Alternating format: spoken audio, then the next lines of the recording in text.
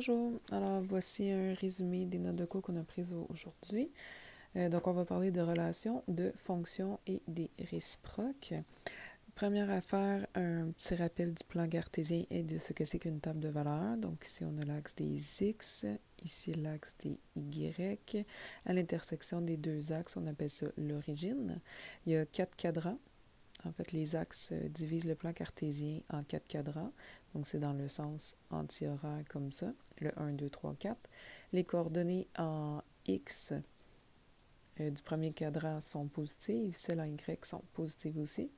N'importe quel point qui se trouve dans le deuxième cadran, sa coordonnée X va être négative et sa coordonnée Y positive. Comme ça. Puis ici, par exemple, si je prends le point moins 4, moins 2, ça va être ici. Donc, la coordonnée en X et en Y sont négatives. Puis quand on est dans le cadran 4, ben, les valeurs de X sont positives, mais les coordonnées Y négatives. Exemple, 0.5, moins 2. Vous voyez, on est dans le quatrième cadran. Avec les coordonnées d'un point, c'est avec X en premier, Y ensuite. Ici, on avait des points à placer, le A, le B, le C. Donc, le B, par exemple, est là. Donc, coordonnant X moins 2, ensuite un Y moins 4. Donc, on part de l'origine, moins 2 vers la gauche, moins 4 vers le bas, et on place notre point. La lettre majuscule peut être placée n'importe où autour. Ensuite, on a été représenter deux équations. Okay. L'équation y1 égale moins x plus 4 et l'équation y égale 2x moins 5. Pour réussir à tracer un graphique, ce qui est plus facile, c'est de travailler avec la table de valeurs. Fait qu'on a été calculer des valeurs pour notre première équation. Donc, on a commencé avec un x de moins 2, ce qui fait moins 2 plus 4 qui nous a donné 6. Ensuite, on a calculé avec un x de 0, donc moins 0 plus 4, ça donne 4. Et par exemple, le x de 3, moins 3 plus 4 qui donne 1. Je vais changer de couleur pour la deuxième fonction. La deuxième fonction, on a repris un x de moins 2, donc moins 2 fois 2, moins 4, moins 4, moins 5, moins 9. Avec 0, ben 2 fois 0, moins 5, ça donnait moins 5. Et le x de 3, 2 fois 3, 6, mais moins 5, 1. Et ensuite, on est allé placer les couples x, y. Fait que le couple moins 2, 6, on est allé le placer. 0, 4, 3, 1 et 5, moins 1. Et ça nous a permis d'aller tracer la droite Y1 qui est celle-là. Okay. Celle-là ici. Après ça, on a été placer les points X, Y, donc moins 2, moins 9, 0, moins 5, 3, 1, 5 et 5. Puis ça nous a permis d'aller tracer cette droite-là ici. Pour la relation entre les variables, fait qu'une relation, c'est dès qu'il y a un lien entre deux variables, il y a une des variables qui va réagir aux variations de l'autre, donc qui dépend de l'autre. On va l'appeler la variable dépendante, puis l'autre, on va dire qu'elle est indépendante. Donc là, on a observé différentes situations, puis on a regardé laquelle était dépendante de l'autre. Le truc, c'est de repérer la dépendante, puis de dire l'autre, c'est l'indépendante. Ensuite, on a regardé voir si les valeurs étaient discrètes ou continues. Exemple, le nombre de souliers dans la classe. On dirait que c'est une valeur qui est discrète parce qu'on n'aura pas genre 3,5 souliers, 3,6 souliers. On va en avoir 0, 1, 2, 3 et même on pourrait y aller juste avec les nombres pairs. Il y a 0 souliers ou 2 ou 4, donc on va les énumérer. Alors que continu, ça pourrait être la longueur je sais pas, la longueur des cheveux de mes élèves. Fait que c'est peut-être 4,3 cm, 4,35 si je veux plus de précision, cm. Je pourrais y aller en mètres, fait que 0,2, 5, 6, 7 mètres. Fait qu'on a toutes les valeurs, par exemple, de 0 jusqu'à maximum 1 mètre, j'imagine, pour des cheveux. Okay, donc, c'est des valeurs continues. Ça va être souvent des nombres réels. Fait qu'on y va avec l'exemple 1. Si on observe la quantité d'essence consommée en litres par une voiture, qui est en relation avec la distance parcourue en kilomètres, on va dire que la quantité d'essence qui est consommée va dépendre de la distance qui est parcourue. Hein. Si on parcourt beaucoup de distance, ben, notre consommation d'essence va augmenter. Donc, vu que c'est elle qui dépend, on va dire que la dépendante, c'est la quantité d'essence. Puis ensuite, ben, tu vas aller chercher l'autre. L'autre, c'était la distance parcourue, qui va être ta indépendante.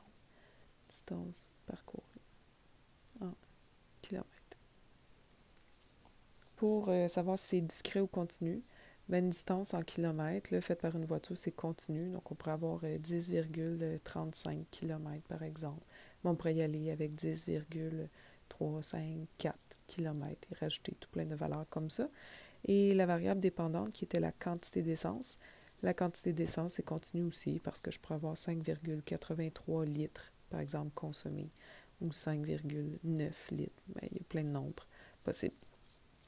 La prochaine situation, on a le temps pris pour peinturer une clôture qui dépend du nombre de personnes affectées à la tâche. Donc, si tu as beaucoup de gens qui viennent aider pour peinturer, ben, ça va prendre moins de temps pour peinturer la clôture. Donc, on voit que le temps pris pour peinturer la clôture va dépendre du nombre de personnes affectées. Fait que ta dépendante, c'est le temps, mais ta indépendante, c'était le nombre de personnes. Donc, le nombre de personnes qui viennent peinturer, c'est un bel exemple de discrète, soit 0 personne, 1 personne, 2 personnes, 3 personnes qui viennent peinturer. Tu ne peux pas avoir 1,78 personnes qui viennent peinturer, ce serait juste bizarre. Fait que je vais te laisser lire les autres. Dans le plan cartésien, ce qu'il faut que tu saches, en fond, c'est que ton axe des X, c'est toujours la variable indépendante. Puis ton axe des Y, c'est toujours la variable dépendante. Fait que je te laisserai observer ça ici. Graphiquement, ici, on voit que les valeurs sont discrètes parce que la variable indépendante, exemple, c'est quelqu'un qui lave des voitures. Fait qu'il va laver une voiture, deux voitures, trois voitures. Donc, dans le graphique, ça ne fait pas une droite. On n'a pas un salaire pour 2,5 voitures. On a un salaire pour 0 voiture lavée, qui est 0 $, une voiture lavée, deux voitures lavées, trois voitures lavées. Donc, à la place de faire une droite continue, on a plutôt été placer des petits points discrets vis-à-vis chacune des valeurs de salaire possibles. Dans une table de valeurs, pour savoir laquelle est dépendante puis indépendante, ben, tu n'as pas le choix. C'est indépendante à gauche, dépendante à droite.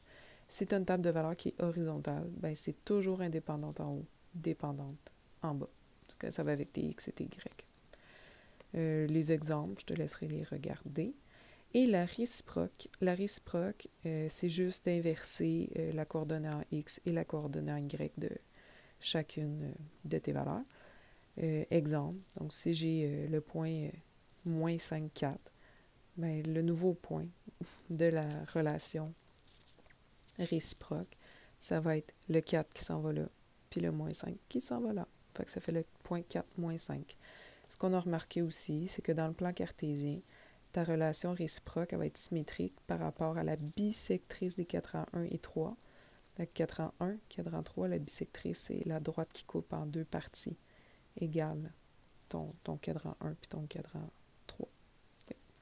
Fait que je te laisse observer ça. On a pris la table de valeurs, on a inversé les X et les Y, donc ça donnait 3 puis 0. Le 3 et le 7, ça donnait 7 et 3. 7 et 8 donnaient 8 et 7. Donc ça, c'est la réciproque. Donc on inverse les X puis les Y. On a été placé en bleu cette droite-là, avec les points. Le point 0,3, le point 3,7, le point 7,8. Ensuite, on a été placé d'une autre couleur, la réciproque. Puis on s'est rendu compte que c'était bel et bien symétrique à la bisectrice du cadran 1. Donc à cette distance-là est vraiment la même. De là à là, c'est la même. Ça aussi, c'est la même. C'est que c'est plus visuel, c'est moins précis, mais c'est quand même intéressant de voir que c'est symétrique. Après ça, on s'est pratiqué dans Desmos. On a été écrit y égale 2x moins 6. Je peux y aller peut-être dans Desmos. Y égale 2x moins 6. Puis ensuite, j'ai juste changé mes variables. Fait qu'à la place de y, j'ai écrit x égale 2 fois y moins 6. Puis je me suis rendu compte que c'était symétrique par rapport à la bisectrice. Comme ça. Puis on a appris à mettre la bisectrice en pointillé en appuyant longtemps. Ici. Fait que c'est ça. On se rend compte que c'est symétrique. Là, on a mis des imprimes écran de ce qu'on a obtenu. Ce serait bien que tu le fasses. Et c'est pas mal ça. Le reste, je pense que je vais te laisser lire. Ça, on va le faire au prochain cours.